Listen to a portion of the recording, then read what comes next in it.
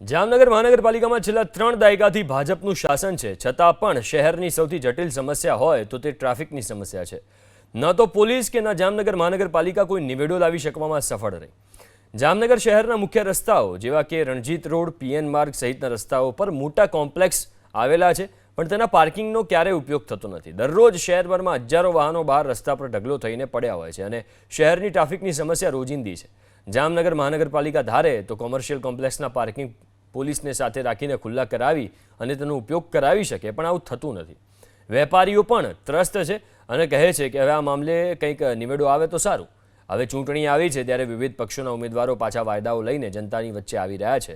છેલ્લા 3 દાયકાથી ભાજપનું શાસન છે, પણ તેઓ આ સમસ્યા ઉકેલવામાં સફળ નથી થયા। થોડુંક સત્તાવાળા આ બાબત થોડુંક ટ્રાફિકમાં ધ્યાન આપે।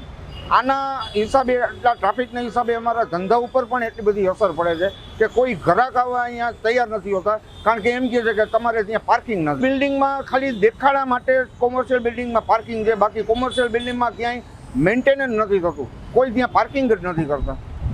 100% કરવું જોઈએ, 100% કરવું જોઈએ।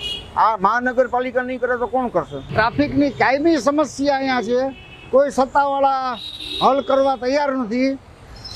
ફક્ત ને ફક્ત રેકડીઓને કારણે એટલો બધો ટ્રાફિક જેમ છે થઈ જાય છે કે 1 કલાક સુધી ટ્રાફિક ખુલ્લો થતો નથી, જેમાં પોલીસવાળા પણ અહીંયા હોવા છતાંય ટ્રાફિકને કંટ્રોલ કરી શકતા નથી। બીજું કે જેને પાર્કિંગ છે, જે બિલ્ડિંગની અંદર પોતાના વાહનોના પાર્કિંગ છે, તો પાર્કિંગ વાહનોમાં નીચે એના સેલરોમાં થતા નથી અને રોડ ઉપર છે।